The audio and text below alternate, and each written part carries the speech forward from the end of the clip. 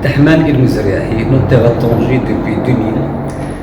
J'ai passé 7 ans de stage au notariat et ça fait maintenant 22 ans que j'exerce à Tanger, alhamdoulilah.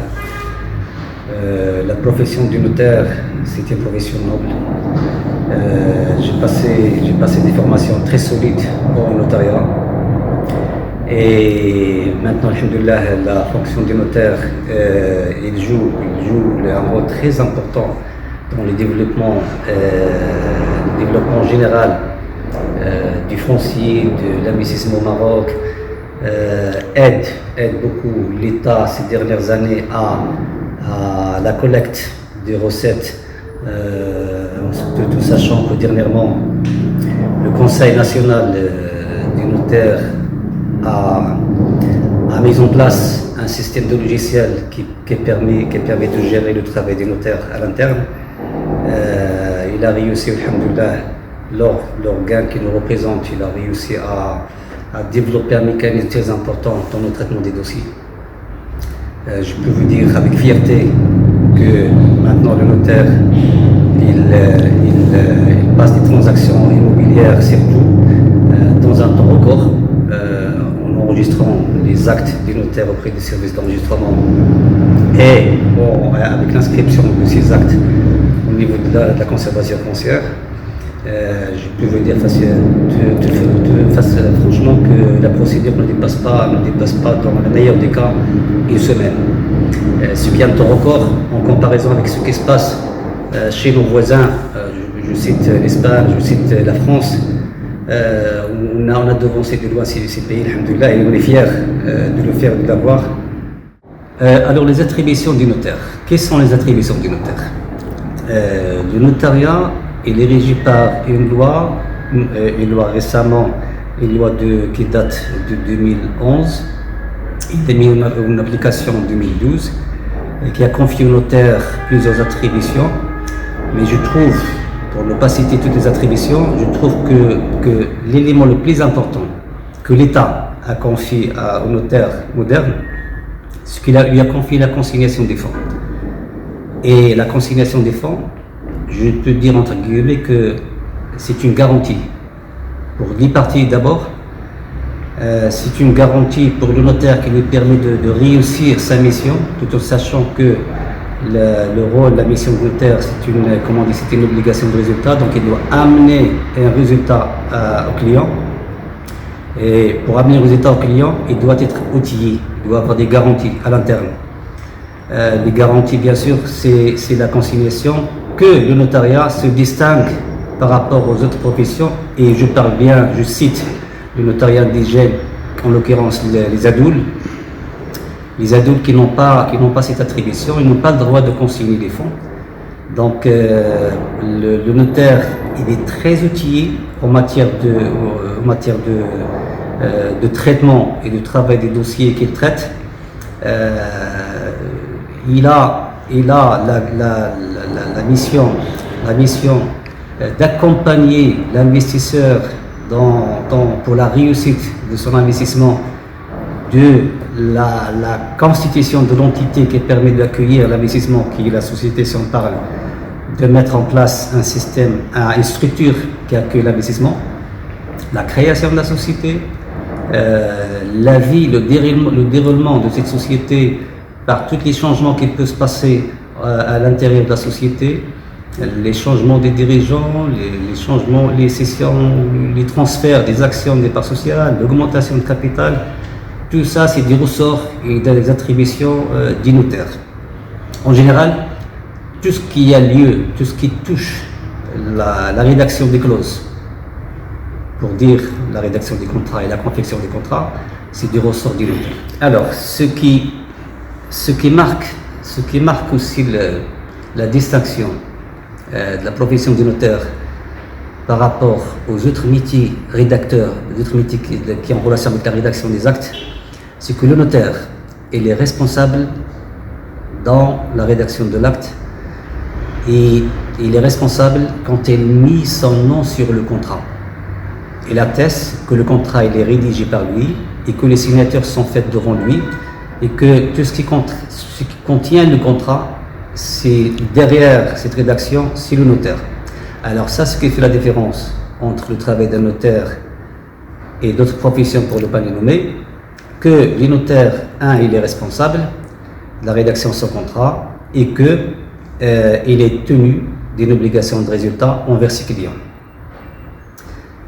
En revenant toujours en comparaison avec l'autre profession qui est le notariat indigène, qui sont les adultes et qu'ils ne peuvent pas faire en comparaison avec le travail des notaires, c'est que toutes les formalités qui suivent l'acte, que ce soit en matière de transactions immobilières, en matière de constitution de société, ou tout contrat qui a relation pour l'exécution de ce contrat en relation avec d'autres administrations, que le notaire il est tenu pour réaliser toutes les démarches, les procédures qui vont avec les contrats, pour justement arriver au résultat escompté, donner le résultat que le client cherche derrière ce contrat. Une autre distinction, pour ne pas dire une attribution des fonctions des notaires, c'est que, et par expérience, quand on reçoit des investisseurs étrangers, et que vous savez très bien que la plupart des investisseurs qui viennent au Maroc investir et qui viennent de l'excédent, ils ont le système notarial chez eux. Donc quand ils les accueillent ou les reçoivent, il n'y a pas de changement pour eux. Surtout que la plateforme, la structure, les études notariales sont bien aménagées, sont bien outillées et que l'investisseur il est très à l'aise quand il traite avec un notaire au Maroc. Alors la politique de l'État en matière foncière. Qu'est-ce que l'État a avancé? Qu'est-ce que l'État a proposé? Qu'est-ce que l'État a mis en place pour justement promouvoir le foncier et aider le consommateur qui est l'acquéreur du logement à avoir un logement pour lui et sa famille. L'État a instauré depuis 2000 3 programmes de logement. Le logement économique qui a changé d'appellation après 2008 et qui prend l'appellation de logement social. 2, le logement de valeur à faible valeur, le logement à faible valeur immobilière dont le montant ne dépasse pas 140 000 dirhams, mais malheureusement c'est un programme qui n'a pas réussi. C'est un échec pour ce programme depuis le début, depuis la création de cette loi qui régit le logement à faible valeur immobilière. Et le 3e segment, c'est le logement qui est destiné à la classe moyenne. Également, je peux dire par expérience, et vu le nombre de contrats qu'on passe dans ce segment, on n'a pas eu le résultat qui a été attendu. La classe moyenne par rapport au logement social qui a connu une réussite extraordinaire. La différence, c'est que le logement social, il a un équilibre des droits et des faveurs entre le producteur, qui est le promoteur immobilier, et le consommateur, qui est l'acquéreur. Au logement social, l'État a accordé pas mal des avantages en matière fiscale. Il a mis en place également des dispositifs de foncier pour aider le promoteur à réaliser ce segment en logement social. Et de l'autre côté, il a offert à l'acquéreur des avantages avec des exonérations en matière un taux très réduit en matière d'enregistrement. Et il lui a permis aussi d'avoir une aide sous forme d'octroi d'une partie des prix de vente qu'on appelle TVA, qui a été accordée à l'acquéreur. Donc la TVA, si on peut la chiffrer, c'est aux alentours de 39 à 40 000 dirhams qui a été accordée par l'État à l'acquéreur. Le segment moyen destiné à la classe moyenne, et il n'a pas connu de réussite, c'est vrai, on peut le dire.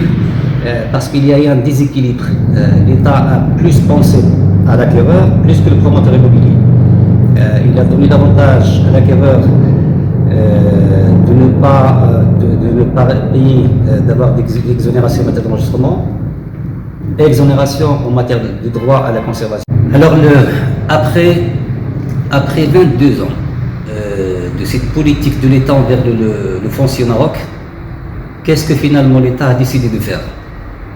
Vu l'échec de logement de faible valeur immobilière 140 000 dirhams, réussite, je peux le dire, de logement social, valeur non, le résultat non attendu de l'encouragement des segments destinés à la classe moyenne, logement destiné à la classe moyenne, l'État, qu'est-ce qu'a décidé ces derniers mois?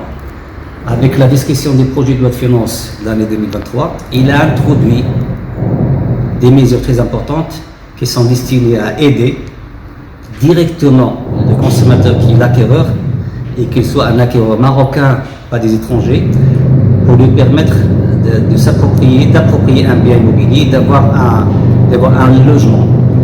Donc c'est quoi l'aide que l'État va présenter dans le projet de loi de finances? C'est pas une loi, il va avoir le jour, Inch'Allah, après l'adoption par les deux chambres du Parlement, que l'État va accorder une aide et pas un retour, pas une remise de TVA comme dans le segment de logement social, mais une aide directe à l'acquéreur pour acquérir un logement qui ne dépasse pas 300 000 dirhams.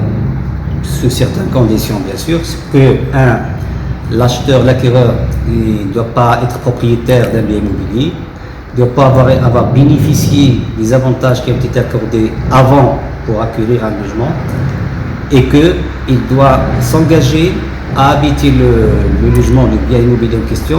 Il doit s'engager à l'habiter pendant une durée de 4 ans. Donc ça, c'est une aide qui va être apportée directement à l'acquéreur. Malheureusement, dans le projet de loi de finances 2023, l'État n'a pas pensé à aider les promoteurs, vu qu'il a bénéficié auparavant de plusieurs avantages, mais entre guillemets, je pense que l'État a conclu que tous les avantages qui ont été accordés ce ne sont que des dépenses fiscales, et qu'au finalement n'a pas donné le résultat escompté.